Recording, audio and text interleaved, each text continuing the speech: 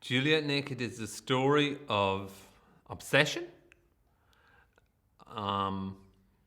A man's obsession with an artist from his younger days, his lack of obsession with his partner, and her eventual boredom at his behavior and moving on.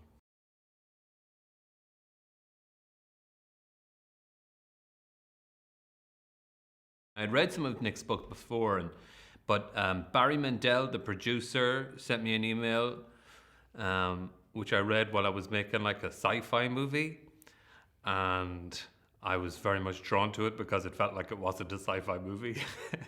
And then before I got the chance, I'd worked with Jesse Peretz before, who directed the movie, on some episodes of Girls. And really liked him, so that was great. And I'd worked with Barry Mendel before on some Judd Apatow films, and we'd always got on. And so I read the book straight away before I read the script, because I feel like it's a kind of an easier way into those things, to feel like if there is a story to be told, and really enjoyed it, and that's and it went from there.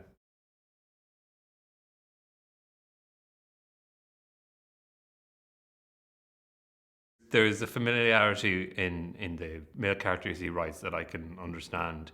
And to be honest, this was the first script I had read where I felt like it's a little bit. Used to do a show called The IT Crowd, and the character reminded me a little bit of that, in that you can imagine him down in a basement, kind of obsessing over something or other. I think for the IT Crowd character, it was like guided by voices and bands like that. And for Duncan, my character in this, it's obviously Tucker Crowe.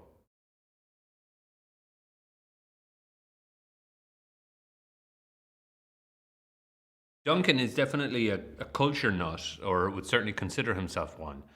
And I'm probably that a little.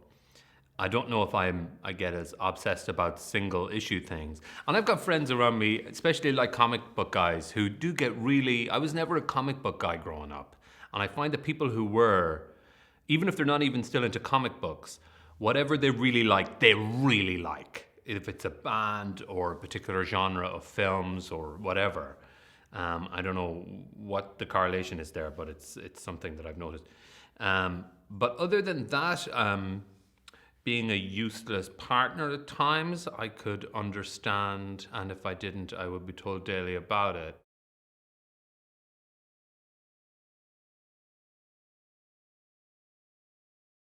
Nick did come to set. Nick, actually, I met him for the first time yesterday, and it was unfortunate.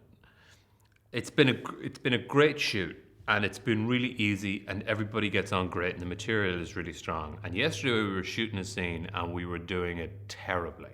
We were just doing a bad job. Like, it was a tiny little scene which we decided wasn't really working, so we made it a bigger scene, but hadn't put enough thought into it. So I shot it without really writing it very well on the fly, and it was a mess. So we stopped and said, okay, let's start the whole thing again.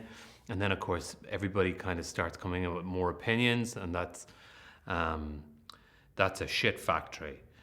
And in the midst of those arguments and conversations, we heard somebody just go, hello, and terrible impression.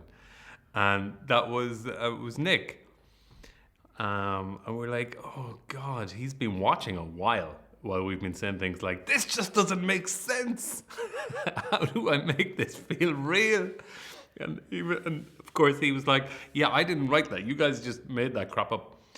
But it was cool because then we got to try and solve a kind of a big problem that we had created with the actual writer of the material. And he was really useful and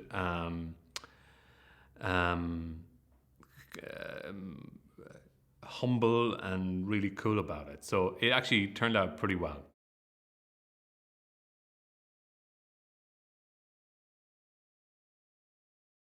Tucker Crowe is the most expressive and yet inclusive, almost forgotten figure in alternative rock music of the late 80s and early 90s. He really only had one album called Juliet, which many people, including my character, obsess over. And shortly after making that album, he became a recluse, and nobody knows why.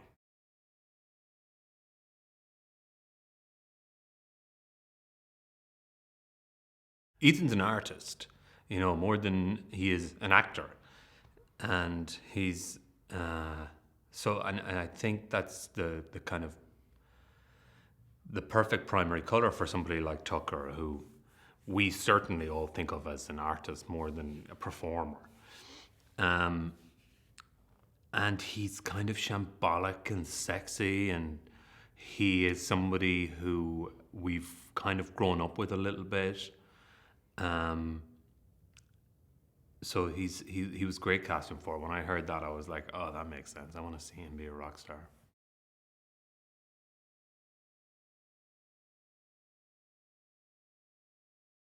Rose is primarily a terrific actor and funny, and I'd obviously had the opportunity to work with her a little bit before on Bridesmaids, and remember her being really funny while we were promoting, and she has a kind of an earnest quality that can also be quickly followed by a kind of a biting wit.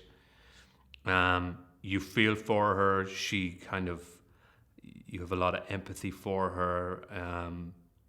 But she's never really a doormat. So she can be really solid and strong, like you see her in something like Damages or whatever, and then she can make you laugh, and she's really talented.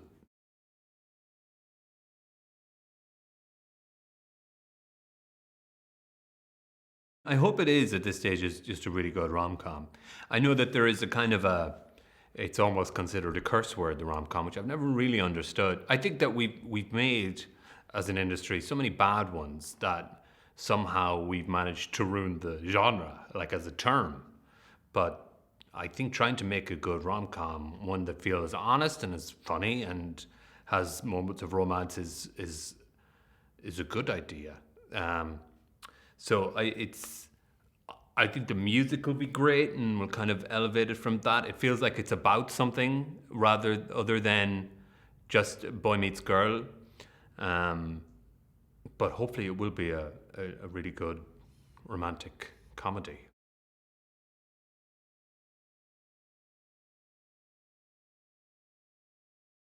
He obviously feels incredibly comfortable in the company's strong female characters, as you say with all of those projects.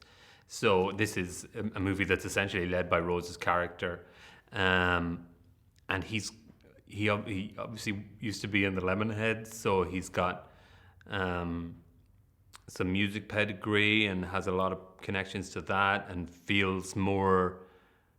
Nobody has to tell him what the music is going to be like, or it's not. He's the perfect director for a movie like this, where he understands the kind of the movie or the music obsession part of it, and the strong female finding her way in the world part of it.